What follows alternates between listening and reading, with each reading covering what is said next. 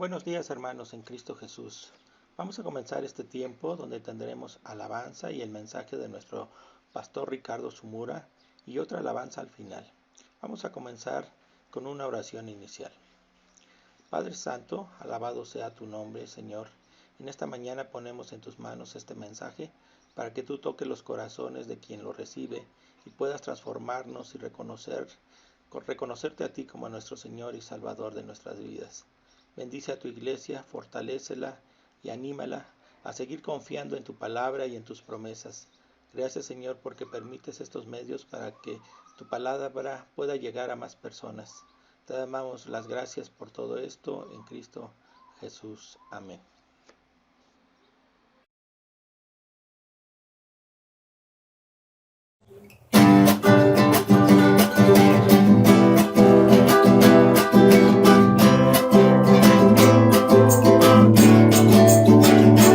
Hay un nombre que sobre todo nombre, que hizo el cielo, también el mar. Hay un nombre que sobre todo nombre, que hizo el cielo, también el mar. En él encontrarás la salvación real. Fuera de él no hay más. Él fue ayer, ahora es él, y por siempre él será. Canta, canta, canta, canta, hoy cabeció. Canta, canta, canta, canta, de todo corazón. La voz es de júbilo por Israel, tu Señor. Gózate y alégrate de todo corazón. Gózate y alégrate de todo corazón, porque tu Señor habita en medio de ti. Hay un nombre que sobre todo nombre, que hizo el cielo, también el mar. Hay un nombre que sobre todo nombre, que hizo el cielo, también el mar. En él encontrarás la salvación real. Fuera de él no hay más. Él fue ayer, ahora es él, y por siempre él será. Canta, canta, canta, canta, hoy cabeció. Canta, canta, canta, canta, de todo corazón. La voz es de júbilo por Israel, a tu Señor. Gózate y alégrate de todo corazón. Gózate y alégrate de todo corazón, porque tu Señor habita en medio de ti. Habita en medio de ti. Habita en medio de ti. Buenos días, les habla Ricardo Zumura. Hoy, 12 de abril de 2020, muchos recordamos la resurrección de nuestro Señor Jesucristo, de lo cual vamos a hablar más adelante. Acompáñeme a hacer una oración. Padre nuestro, te queremos dar gracias por este día. Gracias por permitirnos reflexionar en el nacimiento, en el misterio, en el sufrimiento de nuestro Señor Jesucristo por nuestros pecados, su muerte y su resurrección, y por su gran amor. Te pedimos que esta predicación aumente nuestra fe de acuerdo a tu voluntad. Te damos gracias en nombre de Cristo Jesús. Amén. Hace unos momentos escuchábamos que Jesucristo hizo el cielo y el mar. ¿Por qué lo decimos? porque está escrito en la Biblia, que es la palabra de Dios. Leemos en Juan 1:10, que es la palabra de Dios. Leemos en Juan 1:10, en el mundo estaba y el mundo por él, o sea, por Jesucristo, fue hecho, pero el mundo no le conoció. A lo suyo vino y los suyos, o sea, los judíos, no le recibieron. ¿Por qué los judíos no le recibieron? Porque no le creyeron. Juan 1:12 nos dice, mas a todos los que le recibieron, a los que creen en su nombre, les dio potestad, o sea, el derecho de ser hechos hijos de Dios. Es hermoso pensar en ser hijos de Dios, una promesa increíble. No todos somos hijos de Dios, únicamente los que hemos recibido a Jesucristo en nuestro corazón como nuestro Señor y Salvador y que hemos creído en su nombre. Muchas personas dicen que creen en Jesucristo, pero sus vidas no reflejan que siguen a Jesús. Sus vidas no han sido transformadas por Dios. Creer en su nombre, reconocer que somos pecadores, creer lo que dice la Biblia en cuanto al arrepentimiento de pecados, en el nacimiento virginal de Jesucristo, en lo que Dios anunció de Jesucristo, de su muerte y de su resurrección, y el perdón de pecados. De un nuevo nacimiento personal espiritual, tener una verdadera fe en base a la Biblia. Vamos a estar leyendo pasajes de la Biblia y espero que ello aumente nuestra fe en Dios. Estaré preguntando, ¿le crees a Dios? ¿Le crees a Jesucristo? Empecemos. ¿Crees cómo leímos que el mundo por él Jesucristo fue hecho? Siguiendo esta línea de la creación, vemos para los que han abierto una Biblia en la primera página, dice en Génesis 1:1, en el principio creó Dios los cielos y la tierra. ¿Lo crees de corazón? El versículo se contrapone a lo que muchos han oído, el Big Bang, o la gran explosión. Esta teoría no es científica, ya que todo lo científico se puede experimentar una y otra vez para comprobar que así es. Pero esta teoría no se puede comprobar. Y apareció apenas en 1927 y dice que hace muchísimos años, ellos dicen que millones, el universo comenzó como un simple punto. Por una explosión ha llegado a lo que vemos actualmente. ¿Tú lo crees? ¿O le crees a Dios que Él creó los cielos y la tierra? Si regresamos a la Biblia y leemos el contenido del capítulo 1, vemos cómo Dios sigue narrando en detalle su creación de los cielos y la tierra, y narra cada día lo que Él hizo. En el tercer día, por ejemplo, habla de su creación del reino vegetal. En el cuarto día, Dios hizo el sol para que alumbre de día y la luna para la noche. Lo anterior sirven para marcar las estaciones, los días y los años. ¿No crees que es sorprendente? Además, hizo también las estrellas. Para lo que hemos visto la enorme cantidad de estrellas en la noche, Dios nos pregunta, ¿me crees? ¿Crees que yo hice todas las estrellas? Piénsalo.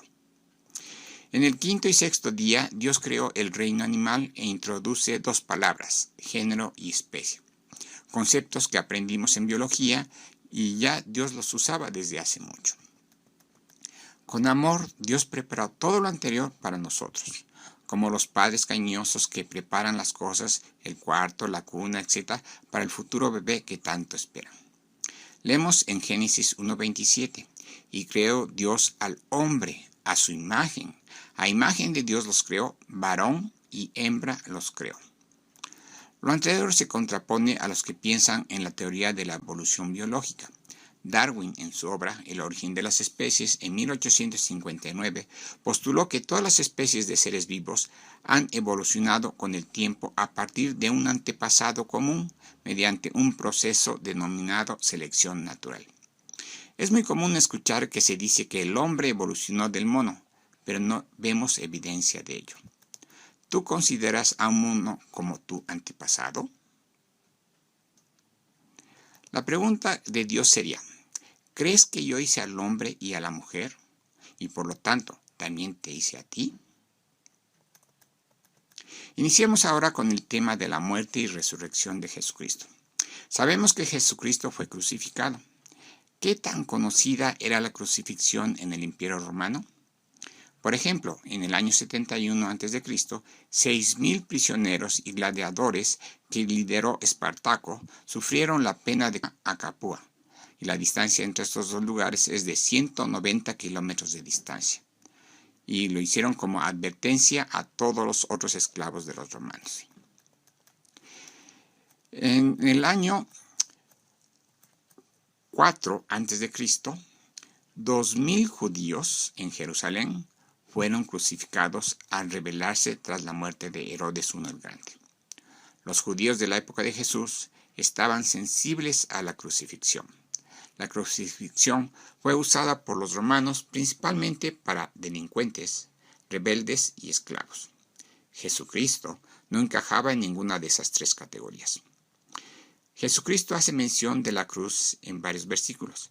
En particular, para nosotros, en los dos siguientes versículos dice, Mateo 10:37, el que ama a padre o madre más que a mí, no es digno de mí.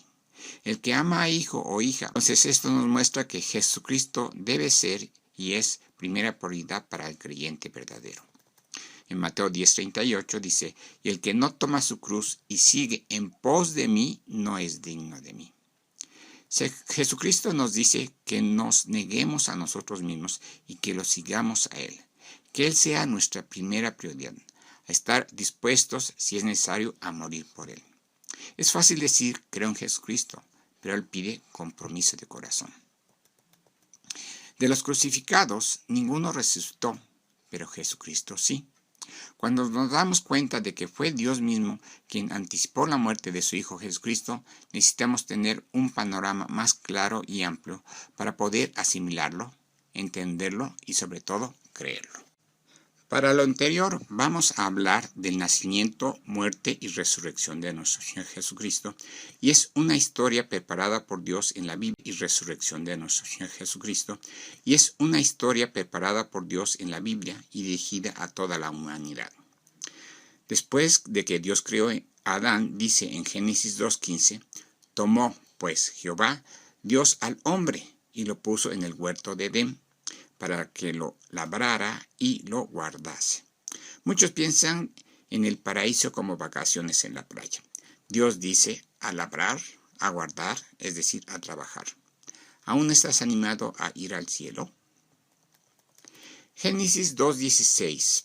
Y mandó Jehová Dios al hombre, diciendo, de todo árbol del huerto podrás comer, mas del árbol de la ciencia del bien y del mal no comerás, porque el día que de él comieres, ciertamente morirás.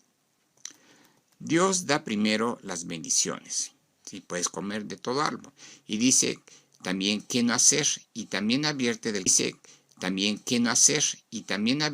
castigo y maldiciones correspondientes. El diablo, bajo la cubierta de una serpiente, le miente a Eva y la induce a comer del árbol que Dios había prohibido comer. ¿Crees que existe el diablo? Dios dice que sí. En Génesis 3:6 dice, y vio la mujer que el árbol era bueno para comer, y que era agradable a los ojos, y árbol codiciable para alcanzar la sabiduría. Y tomó de su fruto, y comió. Y dio también a su marido, el cual comió así como ella. Los dos, Adán y Eva, pecaron. ¿Murieron físicamente en ese instante? No, pero sí murieron espiritualmente. Es decir, su comunicación espiritual con Dios quedó rota. Desde entonces, todos los hombres y mujeres nacemos con el espíritu muerto. En Romanos 5:12 dice, por tanto, como el pecado, la muerte, así la muerte pasó a todos los hombres, cuanto todos pecaron. Lo anterior nos muestra que las acciones negativas de un hombre pueden afectar muchas otras personas. También vemos que además de que la muerte espiritual pasó a la humanidad, también la inclinación, la tendencia al pecado pasó a todos. Hoy podemos ver cómo la impunidad, robos, maltratos, asesinatos, corrupción van creciendo día a día alrededor nuestro. Tendemos a pensar que nosotros somos buenos y los demás son los malos, pero Dios nos dice que todos somos pecadores. En Romanos 3:9 dice, ¿qué pues? ¿Somos nosotros mejores que ellos? En ninguna manera, pues ya hemos acusado a judíos y a gentiles, que todos están bajo pecado. ¿Y cuál es la consecuencia? En Romanos 3:23 nos dice, por cuanto todos pecaron y están destituidos de la gloria de Dios. Destituidos es decir, que no podemos alcanzar, que estamos privados de la gloria de Dios. Por el pecado no tenemos acceso a Dios. Posteriormente, Adán y Eva, ambos murieron físicamente. Así moriremos también físicamente. Por un solo pecado se rompe la comunión con Dios. Vemos que Dios cumple sus promesas tanto de bendición como de maldición. Actuó inmediatamente a la desobediencia de Adán y Eva y dio castigo a los tres. En Génesis 3:14, para la serpiente física usada por el diablo que engañó a Eva. En Génesis 3:16, para la mujer. Y en Génesis 3:17 y 18, para el hombre. Dios, en medio de estas sentencias, muestra su amor hacia la humanidad en profecía y esperanza futura y dice en Génesis 3:15, y pondré enemistad entre ti y la mujer, y entre tu simiente y la simiente suya. Esta te herirá en la cabeza y tú le herirás en el calcañar. Entonces está hablando de la serpiente, el diablo y la mujer. Dios lo anunció aproximadamente 4100 años antes del nacimiento de Jesucristo. Este versículo es un evangelio profético, esto es, las buenas nuevas que se cumplirán en un futuro. La simiente de Satanás serían todos los demonios e hijos del diablo, es decir, los incrédulos. La simiente de la mujer sería primero Jesucristo y los creyentes verdaderos. Hablamos aquí de la enemistad entre los que seguimos a Jesús y los que rechazan a Jesús, los condenados. Vamos a ver ahora nacimiento de Jesucristo. Notemos que cuando se habla de la simiente del ser humano, se refiere al semen del hombre. La mujer no lo produce. Esto nos lleva a pensar que Jesús nacería de una mujer virgen. Para cualquier reproducción humana, diría que esto es imposible. Pero Dios lo anuncia aproximadamente 700 años antes del nacimiento de Jesús. En Isaías 7:14 leemos, por tanto, el Señor mismo os dará señal. Y aquí que la Virgen concebirá y dará a luz un hijo, y llamará su nombre Emmanuel, que quiere decir Dios con nosotros, como lo repite Mateo 1:23. Si alguna novia le dice a su novio, quien estuvo varios meses fuera del país, y ella, al ver a su novio que regresó del viaje, le anuncia que acaba de embarazarse, seguramente el novio piensa con certeza en una infidelidad de su novia. No pensaría en que ella es virgen. Lo mismo le pasó a José, al padre adoptivo de Jesús. Tan pronto se enteró de que su prometida, María, estaba embarazada, pensó en anular secretamente el compromiso de matrimonio. Pero dice Mateo 1:20, y pensando él en esto, he aquí un ángel del Señor le apareció en sueños y le dijo, José, hijo de David, no temas recibir a María tu mujer, porque lo que en ella es engendrado del Espíritu Santo es. Engendrado del Espíritu Santo, es decir, originado por el Espíritu Santo. José creyó e hizo como el ángel del Señor le mandó y recibió a María. Reflexionemos. ¿Hay algo imposible para Dios? La respuesta es no. ¿Lo crees? Es bueno que notemos que Jesucristo es 100% hombre, ya que siguió todos los procesos biológicos usuales de todos los hombres y mujeres nacidos de mujer. Pero también es 100% Dios, porque fue engendrado del Espíritu Santo. Dios también anticipó el lugar del nacimiento de Jesús, alrededor de 700 años antes de nacer. En Miqueas 5:2, Efrata, que quiere decir fructífera, pequeña para estar entre la familia de Judá, de ti me saldrá el que será Señor en Israel. Y sus salidas son desde el principio, desde los días de la eternidad. ¿Vivían José y María en Belén? No, vivían en Nazaret. ¿Qué hizo Dios para que se mudaran? Puso en el corazón del emperador de Roma que se hiciera un censo y que cada persona en su imperio fuera a su lugar de nacimiento para ser censado. Dios movió a todos dentro del imperio romano. Esto es soberanía de Dios. ¿Crees que Dios es soberano? Veamos en Lucas 2:4. Y José subió de Galilea, de la ciudad de Nazaret, a Judea, a la ciudad de David, que se llama Belén, por cuanto era de la casa y familia de David. Como nota adicional, el rey David también nació en Belén. Regresando a Génesis 3:15, dice: amistad entre ti y la mujer, y entre tu simiente y la simiente suya. Esta te herirá en la cabeza y tú le herirás en el calcañar. Definitivamente, Jesucristo sería herido en el talón en la crucifixión. Es posible que, al igual que muchos judíos que no creían en Jesús, Satanás pensó que la crucifixión de Jesucristo era una victoria para él.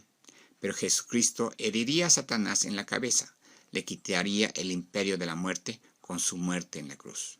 Dice en Hebreos 2:14, así que, por cuanto los hijos participaron de carne y sangre, él, Jesucristo, también participó de lo mismo, para destruir por medio de la muerte al que tenía el imperio de la muerte, esto es, al diablo. Que Jesús participó de carne y sangre significa que Jesucristo se hizo hombre, para poder suministrar el perdón de pecados para toda la humanidad. Además, para destruir por medio de la muerte al que suministrar el perdón de pecados para toda la humanidad. Además, para destruir por medio de la muerte al que tenía el imperio de la muerte. A partir de su muerte pudo conquistar la muerte con su resurrección. Esto es, ya no hay temor en los que somos salvos, ya que no hay muerte eterna, porque Jesús ya conquistó la muerte. Es decir, Dios nos puede otorgar la vida eterna gracias a la resurrección de su Hijo Jesucristo. ¿Tienes miedo a la muerte física? Si eres salvo, no debes tener miedo. Veamos ahora la muerte de Jesucristo. ¿Dios anticipó cuándo moriría Jesucristo? Sí, lo anticipó más de 500 años antes que sucediera. Veamos en Daniel 9:25. Dice: sabe, pues, y entiende que desde la salida de la orden para restaurar y edificar a Jerusalén hasta el Mesías príncipe y 2 semanas, y se volverá a edificar la plaza y el muro en tiempos angustiosos. Aquí, las semanas son años. El decreto de reconstruir Jerusalén salió en el año 445 a.C. por el monarca persa Artajerjes. Y en la primera parte del versículo 26 dice: y después de las 62 semanas se quitará la vida al Mesías, o sea, Jesucristo. El tiempo en Daniel 9:26 se cumplió cuando Jesús tuvo su entrada triunfal el domingo en el año Nisán, en el año 30 después de Cristo, y como sabemos, en el siguiente viernes se le quitó la vida al Mesías, es decir, Jesucristo fue crucificado. Resumiendo, Dios anunció la muerte de Jesús más de 500 años antes de que ocurriera, pero además dijo en qué año iba a ocurrir. Es impactante. Dios te pregunta, ¿me crees? En la última cena, Jesús anticipó su muerte y ofreció un pacto con cada creyente verdadero sellado con su sangre. En Mateo 26:28 dice: porque esto es mi sangre, el nuevo pacto, que por muchos es derramada para remisión, es decir, perdón de los pecados. Pero, ¿por qué fue necesario que el Hijo de Dios, Jesucristo, encarnara? Es decir, se hiciera hombre. En el Antiguo Testamento, a partir de Moisés, Dios había establecido que se sacrificara un animal inocente por el pecado del hombre. El sumo sacerdote era el único que podía entrar en el lugar santísimo, a la presencia de Dios, una vez al año, como lo leemos en Hebreos 9:7. Pero en la segunda parte, es decir, el lugar santísimo, solo el sumo sacerdote, una vez al año, no sin sangre, la cual ofrece por sí mismo y por los pecados de ignorancia. El sumo sacerdote tenía que llevar sangre ajena de un animal sin defecto, para ofrecerla primeramente por sus propios pecados y después por los pecados del pueblo, y lo tenía que hacer muchas veces durante su vida. ¿Qué cambios preparó Dios? Veamos 3. 1. Un cordero sin defecto. Juan 1:29 dice: el siguiente día vio Juan a Jesús que venía a él y dijo: he aquí el Cordero de Dios que quita el pecado del mundo. En Hebreos 9:28, en la parte inicial, dice: así también Cristo fue ofrecido una sola vez para llevar los pecados de muchos. Un énfasis aquí es que para Dios no es necesario que Jesucristo sea sacrificado varias veces, sino fue suficiente una sola vez y para siempre, para perdón de pecados de la humanidad. Solo Jesucristo podía ser el Cordero sin defecto, esto es, sin pecado. Vamos al punto 2. Ser el Cordero sin defecto, esto es, sin pecado. Vamos al punto 2. Un gran sumo sacerdote. Queda pendiente qué sumo sacerdote llevaría la sangre derramada en la cruz. Sería Jesucristo mismo.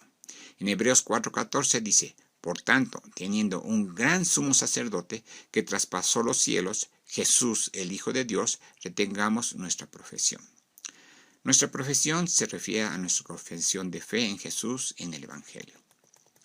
En el momento en que Jesús murió, sucedieron muchas cosas. Veamos unas. Mateo 27:51. Y aquí el velo del templo se rasgó en dos, de arriba abajo, y la tierra tembló y las rocas se partieron.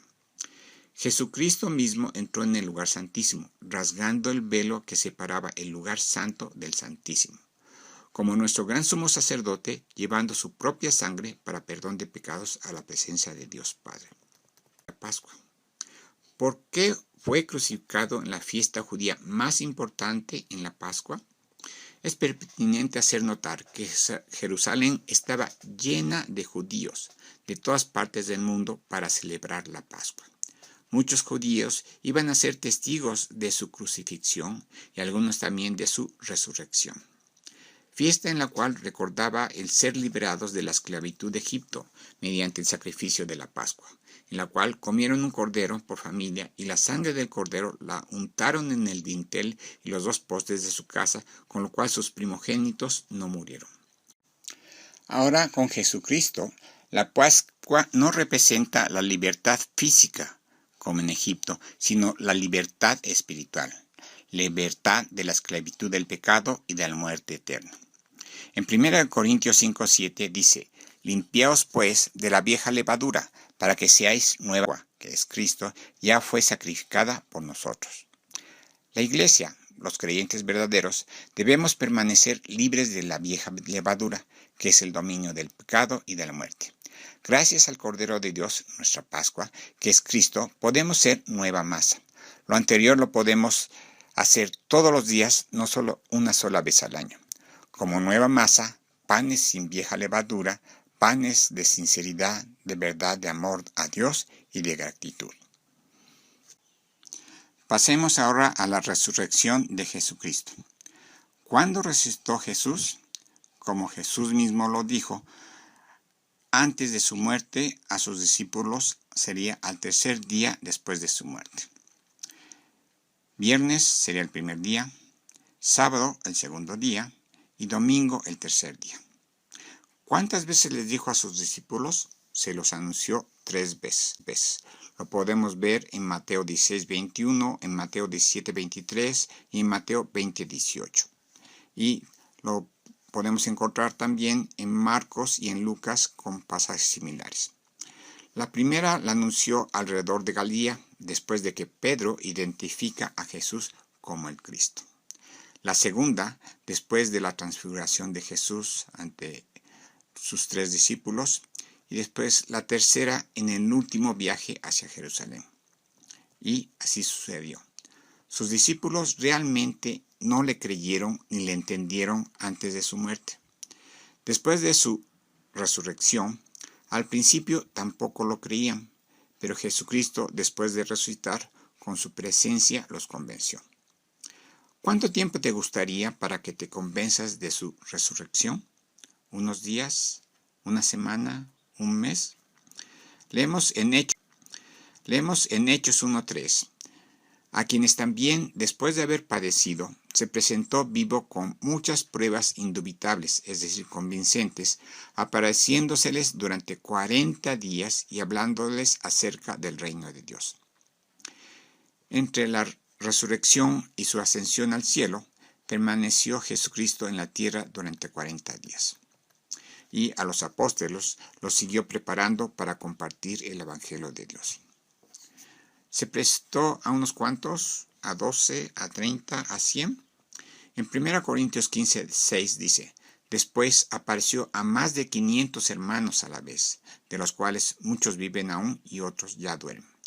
La resurrección de Jesucristo es una confirmación de sus promesas de vida abundante, de vida eterna, de perdón de pecados, de comunión directa con Dios y de gracia continua ante Dios.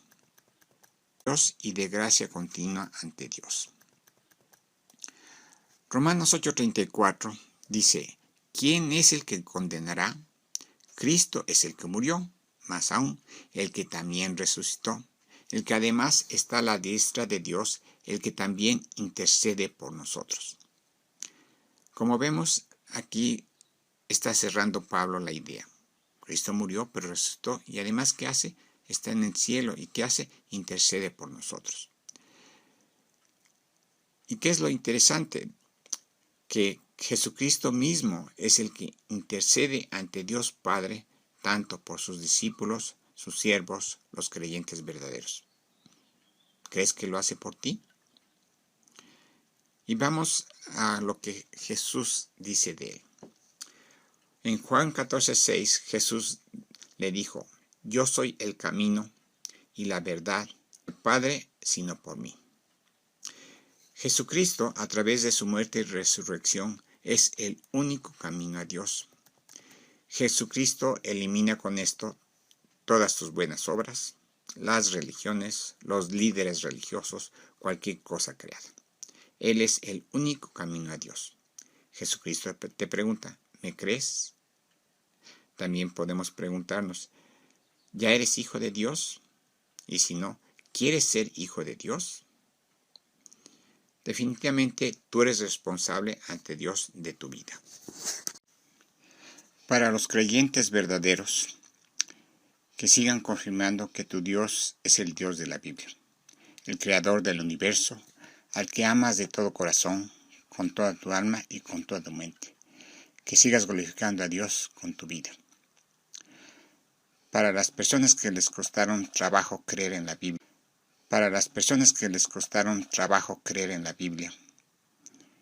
al que cree en Cristo, pero que el Espíritu Santo no mora en él, al que ve a un Dios lejano, al que no habla con Dios, te pido que reflexiones y que le pidas a Dios que te muestre su divina voluntad.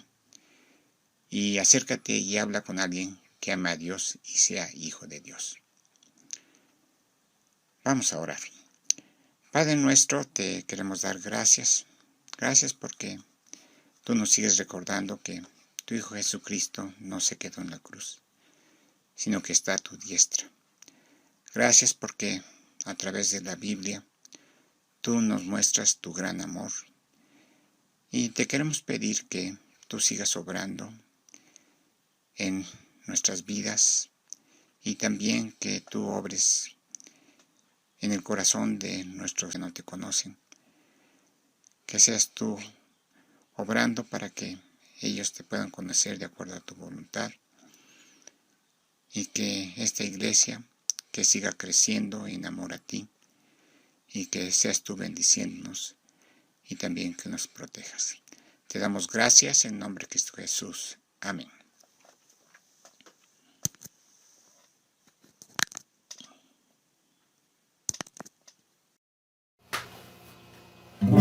¿Qué sería de mí si no me hubieras alcanzado?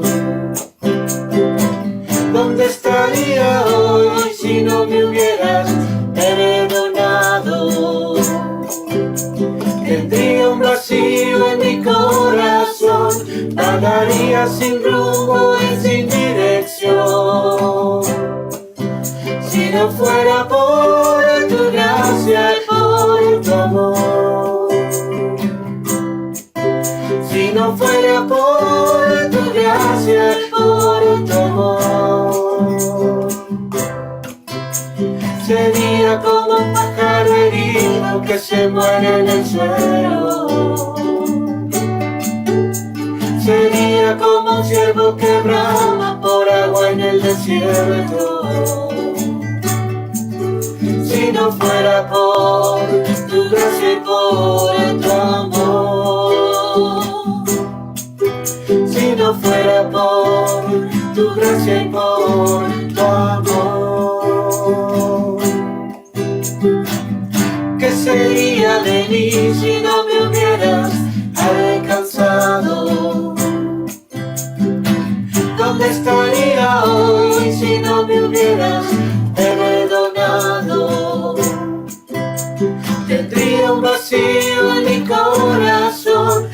vagaría sin rumbo y sin dirección. Si no fuera por tu gracia y por tu amor. Si no fuera por tu gracia y por tu amor, sería como un pájaro herido que se muere en el suelo. Sería como un ciervo que brama por agua en el desierto. Si no fuera por tu gracia y por tu amor. Si no fuera por tu gracia y por tu amor. Si no fuera por tu gracia y por tu amor.